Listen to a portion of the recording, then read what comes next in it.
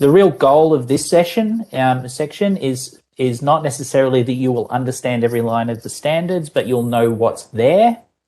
You'll have a broad understanding of what is defined, what is left to be defined for the energy sector in particular, but also so that you've got an understanding of where you need to go so you can find out more.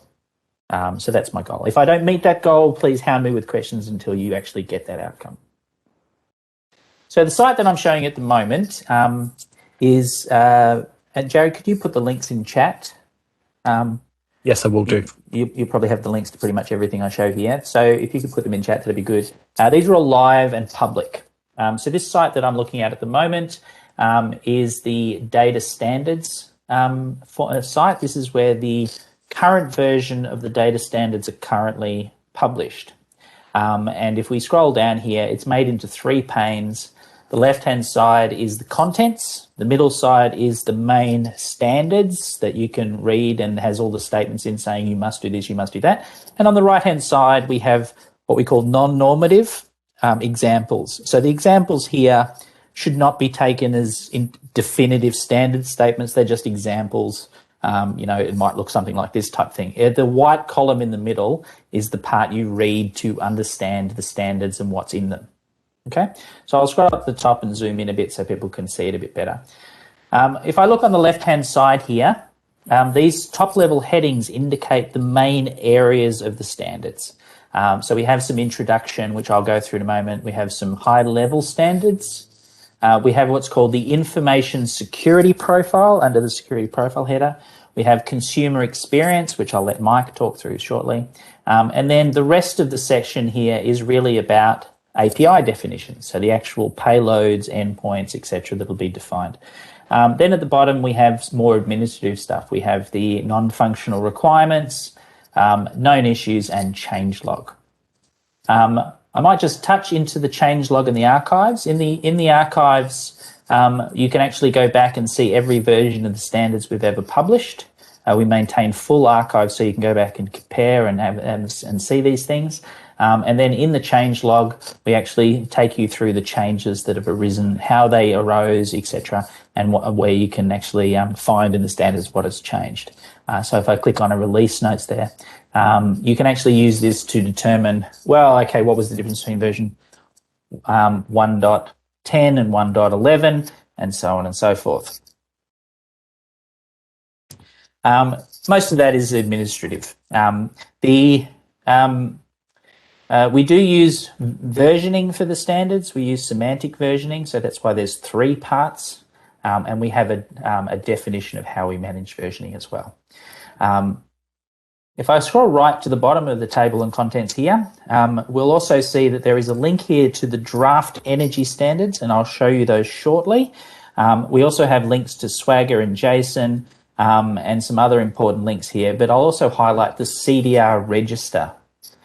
So draft energy standards and CDR register are ones that I will link to a bit later on.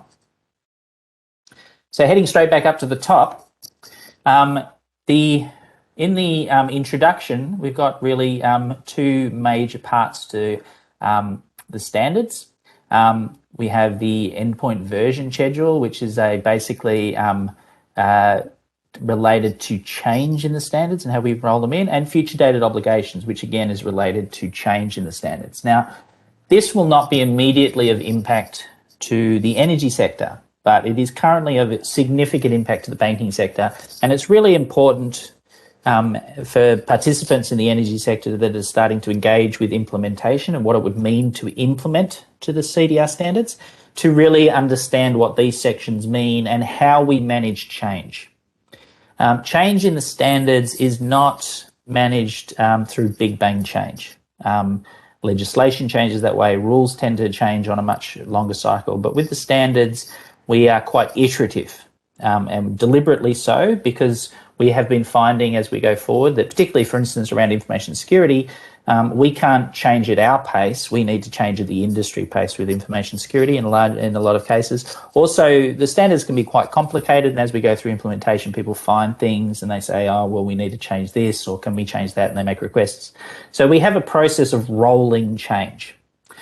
As a result, we change the standards on a fairly regular basis. We try and keep those changes very minor. So there's lots of minor change, but they're continuous. And as we do that, we phase the changes in. So for instance, if I just take a random example here, get product detail V2 for banking, we made this change. We introduced version 2 of the get product detail endpoint, and then we said that data holders may obsolete version 2 of this endpoint from May 31st, 21, because we introduced the next version as well. As new versions come in, we obsolete old versions, and then we say you have to have this one by this stage, and you have to have concurrency for a period of time. All of those obligations that we do to manage the ecosystem so that you don't have a situation where everybody needs to release on a single day. We manage that all through these future dated obligations, and we manage them through the endpoint version schedule. So that's the first thing you see when you come here is the introduction and those future dated obligations. If we then move into the high level standards, this is like the rest of the standards really start at the top and work down. Throughout the standards, we define our terminology. We align to RFC 2119, so must has a very specific meaning, must not has a specific meaning, and we try and align to that throughout the standards. We then have a series of principles, and these principles are used to guide how we evolve the standards going forward. Now, this is a really important area to highlight. Because particularly with new entrants coming in, there are millions of ways to create RESTful APIs. There's a lot of different ways of doing various things with technical solutions. Any engineer knows that. We use these principles to keep consistency over time. So we start with they need to be secure. We try and use open standards wherever possible. It's not always possible for various reasons, but we try and use open standards wherever possible. We need it to be a good customer experience. It needs to be a good developer experience. So archaic, difficult to use APIs are not good APIs, for instance. We need to be consistent across sectors. This one here is going to be very important for the energy sector, has been for those that have been engaged. This is the second sector, with banking being the first.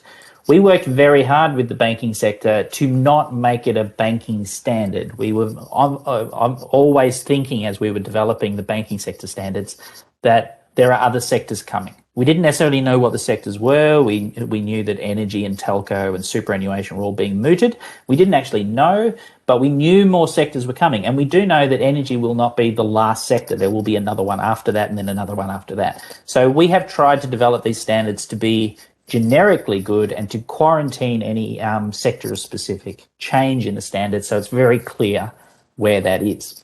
So anyway, I'll leave you to go through these principles at your own leisure, but there's a whole lot of them. We start off with the high-level ones and then drill down, and there's a lot in here about consumer experience and how we define a good consumer experience.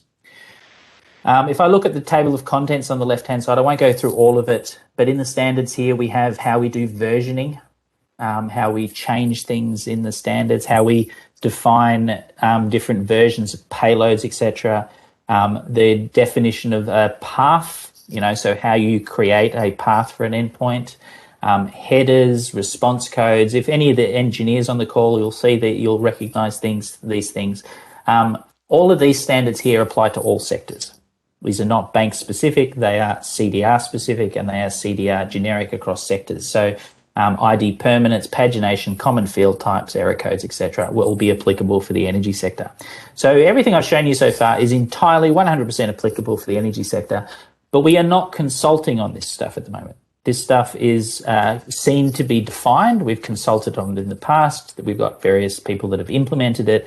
We are not looking to change these items unless there's a very good reason to. And if we did change any of these items, we would be changing it for the banking sector also. So any change we do here is not going to be stylistic, because the implications are 100 odd banks are also going to have to implement that change.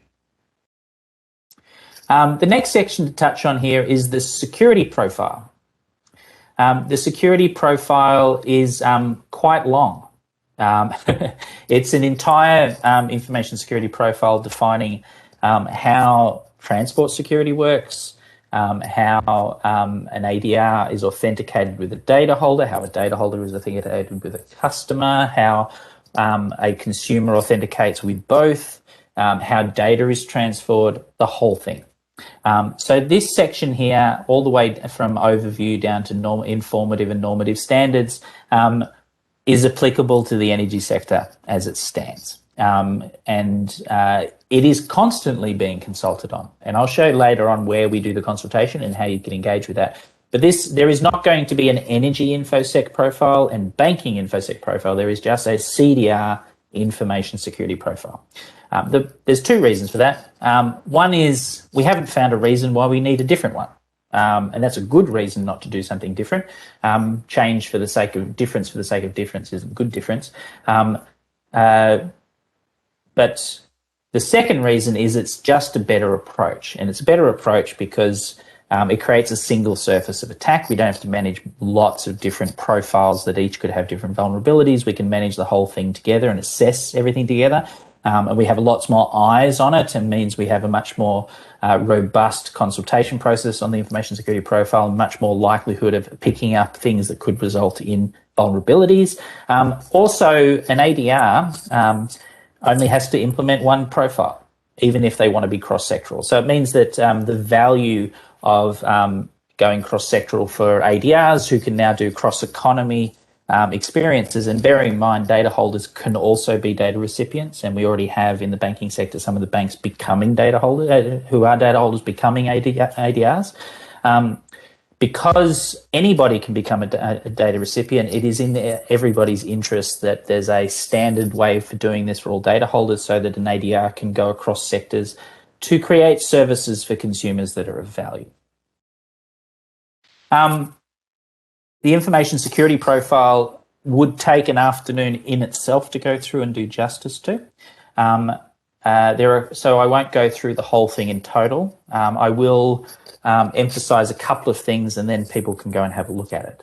The first thing to highlight is the Cdr Federation Section, which actually defines, there was a question in Slido earlier around a customer versus a data recipient.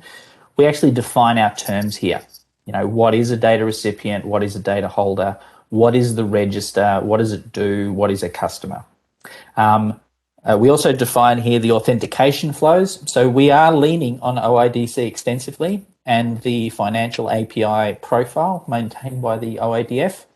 The financial grade API profile is not just for finance. It's a financial grade profile, which means it's a high security profile.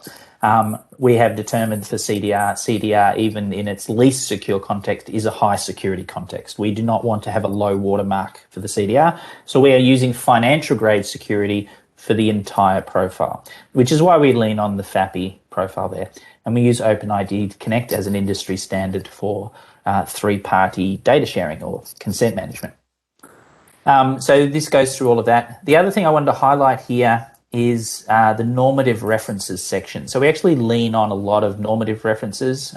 So the standards that we see here are quite extensive, but if you think about the normative references we're also leaning on, and these includes just JSON Web Token, JWK, JWS, or MTLS, all these things, there's actually quite a deep technical basis to what we're doing here. And so looking through these normative standards, you can get some indication of what we're building upon. By the way, for those not familiar with the term, normative means that it's part of the standard. You know, you count this as part of the standard.